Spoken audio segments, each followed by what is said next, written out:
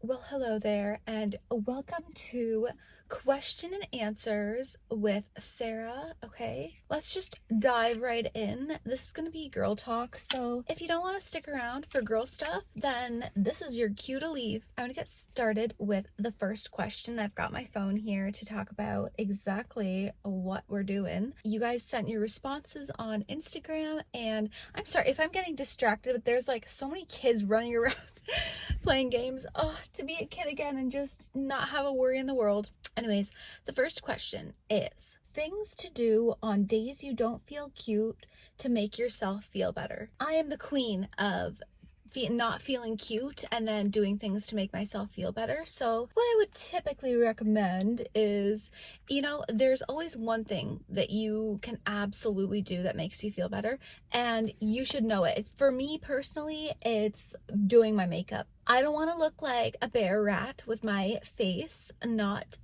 super done up. So I know that's what I do to make myself feel better in days that I'm like, not feeling cute. If I don't feel like doing makeup, I will put on an outfit that makes me feel super confident. And I talk about this a lot, but like a good old tracksuit, pop that on, have a cute cami tank top underneath that matches, and just like wear something that makes you comfortable. I feel like if you need a little boost, you got to do something that works, and that could be even as simple as putting on a nice perfume, spraying perfume, smell good. I don't know, like that's what I'd recommend. And lastly, this is something that like I personally do if I'm having like a hard time understanding what my thoughts are or why I'm feeling bad that day. I'll go for a walk and I'll just think about why I'm feeling this certain way. I'll try to attack it and try to make myself get over it. Like if it's just something personal going on in my life, I will address the issue and I will move on. I think that life's too short to worry about stupid things. So the next question was, at what age were you the happiest? You know what's funny? Like my favorite number is 17. I love that number. The number 17 is, I'm gonna get a tattoo of it, actually, how much I love that number. So the age that I personally found I was the most happiest, which not saying that I'm not happy now, I'm incredibly happy and I love my life, but I would say like 17, 18. That's the age where like everything is fresh, everything is new. Like when you're 17, you might not have had your first kiss, you might not have, done the deed, you're just exploring, maybe having some alcoholic beverages, you're going out more with your friends, like boys are becoming like the biggest deal of your whole world. Like everything is new and fresh, you're not really working a job, you're that child and that teenager mixed together trying to morph into an adult. Like I don't know, I feel like that's the best age. 17, I cannot talk enough about how much I loved my life when I was 17. It's just felt like a flower blooming. Like, yeah, it was really good. But you know what, a lot of people say their 30s are their favorite years of life. So anyways, that's up for debate. So yeah, let's move on to the next question. The next question is how to get friends that are girls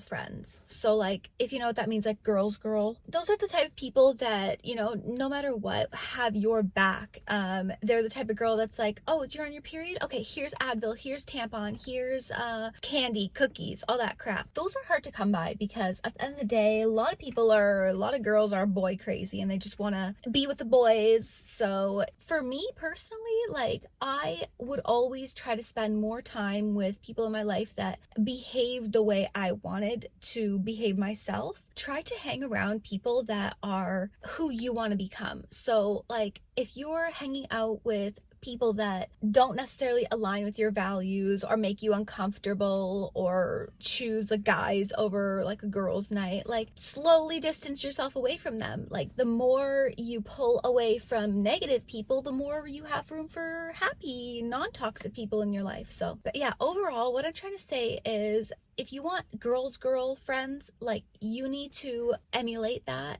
be that person, and hopefully that will attract more of those type of people. Okay, the next question that is very funny to me because I'm in the thick of it right now is body positivity. What do you do on days you're not feeling yourself? And if any of you guys know, I just gave birth like not even a month ago, and like your whole body is completely changed. So I'm like that person right now. Like, what do I do if I'm not feeling pretty? Like, or what do you do if you're not feeling confident or yourself? Like, I haven't felt like myself in months. But overall, what do you do on days when you're not feeling like yourself?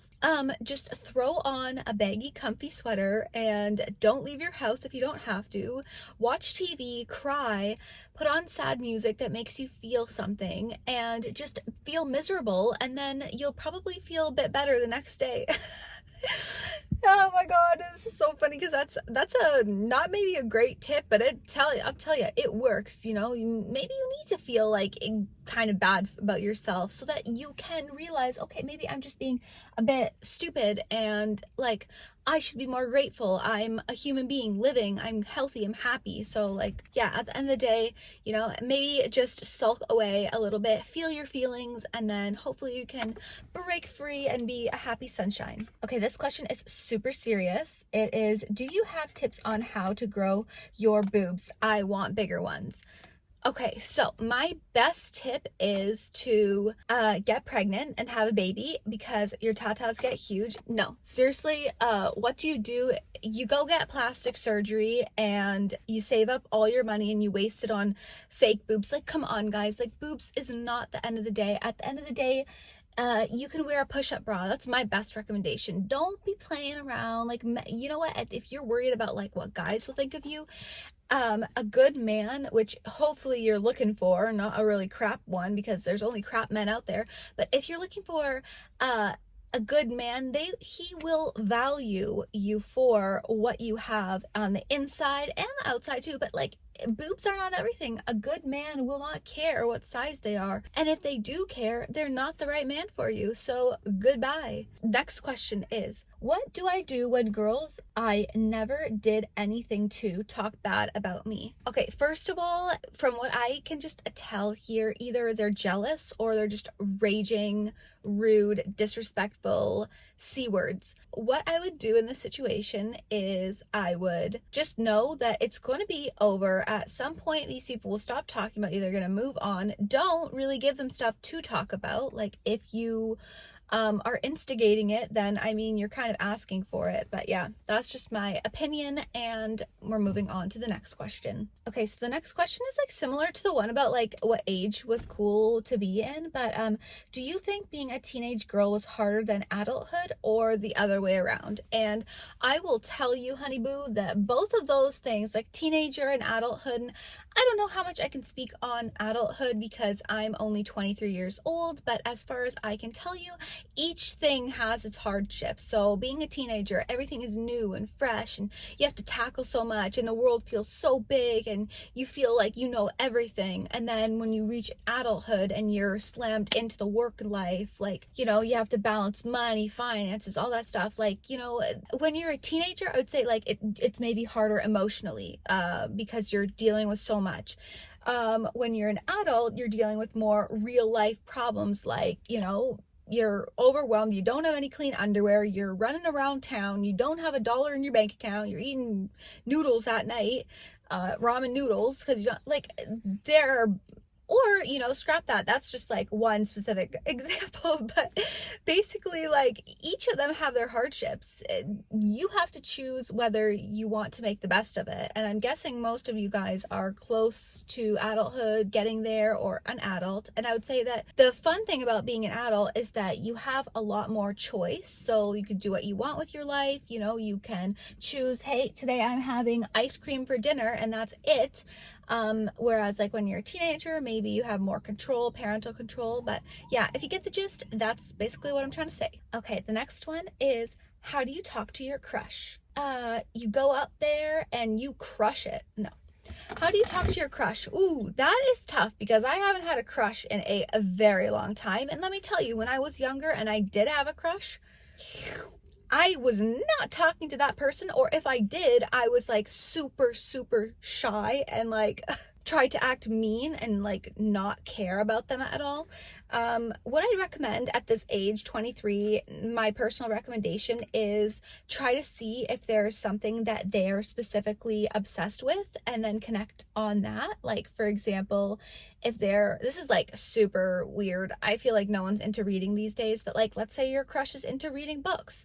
Maybe glance and see, like if you're at school, like glance and see what books they're reading and then potentially start reading that. And then you have that little connective tea to be like, hey, like, what do you think about this character in this book, and then you guys can start this whole talk, and then you can become romantic lovers for the rest of your life. It's kind of difficult. I would just say go for it. Try to connect with them about something at least, though, or like stub your toe and fall over and then be like, oh my gosh, can you please help me up? And then you guys can have a whole conversation. Okay, so the next question is, how do you know if you found the right guy? I don't know if I have found the right one. And first of all, I can tell you right then and there, you have not found the right one if you are even remotely questioning it. And I mean, in a way, it's like, of course everyone's going to question it, but like if you have sincere doubts, goodbye. If you're close to your family and you have like close to your friends, I would say ask your friends and family what they think about him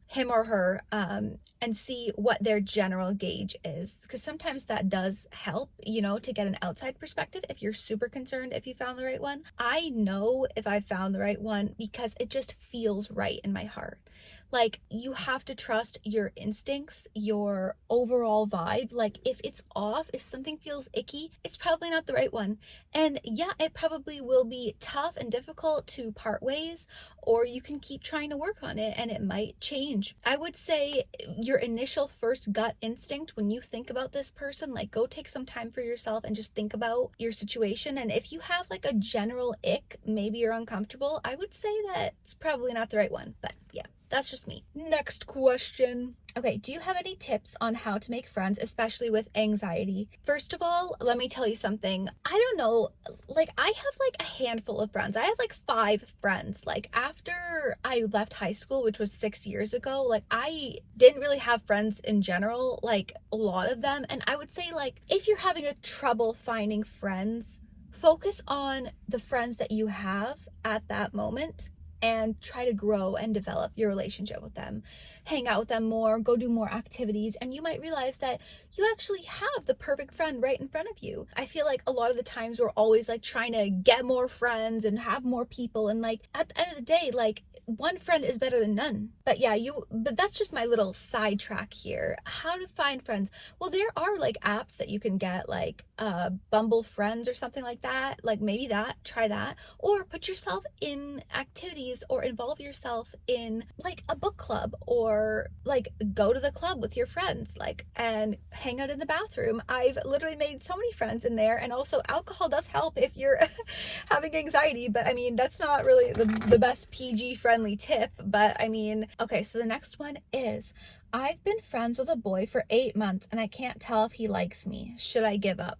First of all, if you're just friends with him and you are okay with that, I would say keep going. Sometimes, it can grow into something more, but if you're like really looking to have, like, to develop a relationship with this person, I would say 8 months, girlfriend, you need to say something. I would say like text them and be like, hey, do you want to meet up here? Like go for a walk and be like, I have really liked you for a long time and I don't know how you feel about that. Like I just kind of want to see if there's anything that we could do, like move forward, like become like a couple. Like I feel like we work really well together. Put yourself out there. If you don't put yourself out there, you're like asking someone to read your mind, which is completely impossible. So I would say it's 8 months now. You don't want to get hurt. If you're looking to be in a relationship and this person doesn't want to be with you, you got to move on. I would definitely take the time to like set up a meeting, or just casually ask them if they'd be interested in more. But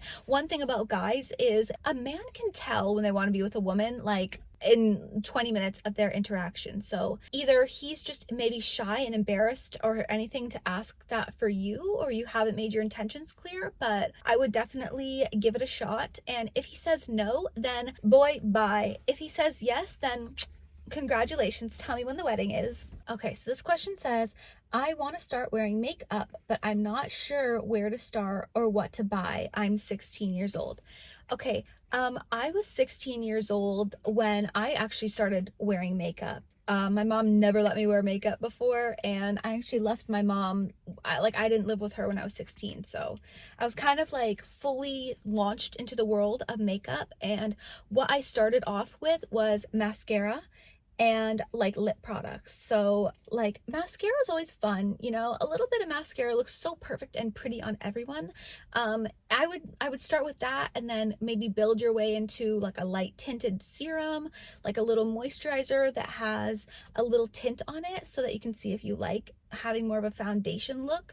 But I would also recommend, like how I learned and had got into makeup was like starting with one or two products at once, and then I would watch YouTube videos. Like I would watch how other people do their makeup and then maybe buy a product that they have and try that out. Or like on your days off from school or work, go sit by the mirror and just try doing some makeup. That's what helped me grow. That's what helped me get better at makeup. That is what I would recommend. You have all your life to start wearing makeup, so don't feel pressured or rushed. The next question is, how do you stay confident in low-rise jeans when bloated? That's a tricky question because like you know what, everyone feels this way. Everyone has days where their jeans don't fit. If you're bloated, maybe don't wear low rise that day. Maybe wear a pair of comfy sweats that make your butt look good. Like don't force yourself to wear pants that are like not comfortable. But if you are desperate to wear it, like low rise jeans, like I would recommend wearing like a long top over it so you don't really see your belly, but like you still get that low rise jean feel, because in a way low rise jeans aren't all just about the low rise effect. They're also just the comfort of them and not being like tucked and hugged on your upper part of your stomach. So with low rise jeans, you don't always have to wear like the tight ones. There are some really cute, like you can size up. Like if you're going thrifting and you're like a size 6, go look in the size 8 to 10 section for some low rise jeans, and you can wear them more baggy and it won't be like super tight around your waist, but it will be like a lower look, and then you can kind of style it however you want. But I would say maybe don't wear jeans that are really tight around your tummy. Size up and have a pair that makes you feel comfy and they're like kind of like sweatpants style. Okay, the next question is, how do you keep perfume on for longer? I always struggle with it fading throughout the day. This one is maybe because maybe your perfume is in a way kind of cheap, like as in the manufacturer company does not use like what makes perfume actually last long is the oil in it. Maybe there's not that much oil concentrate in the perfume. It's more of like a body mist. I would recommend looking for and investing in like a high quality perfume that has a really high content of oil, and that in itself will help make your perfume last longer. And I would also recommend putting a little bit of Vaseline like in the areas that you're going to spray it, and that helps to like soak it and keep it there instead of it absorbing. Perfume lasts long on clothes in a way, so like sometimes I spray it on my clothes, not just my like neck and my hands. This is like a very obvious one, but it's not for everyone. But I would keep like the perfume that you have, maybe get like a small bottle and spray some and have it on the go so that you can keep applying it, because perfume, like I don't know where the myth is, but it doesn't actually last forever, so it is gonna stop smelling after a certain time. But just keep freshening up and that might help. Okay, so the next one is tips to feel less awkward. This one hits home for me. Like I constantly need to like do something with my fingers, or like I feel weird in like a big room, or when I'm walking up to order something at a restaurant. Like something that helps me not feel awkward is a distraction. So like a little something in my hands, maybe like I play with my glasses, or I have my handy dandy water that helps me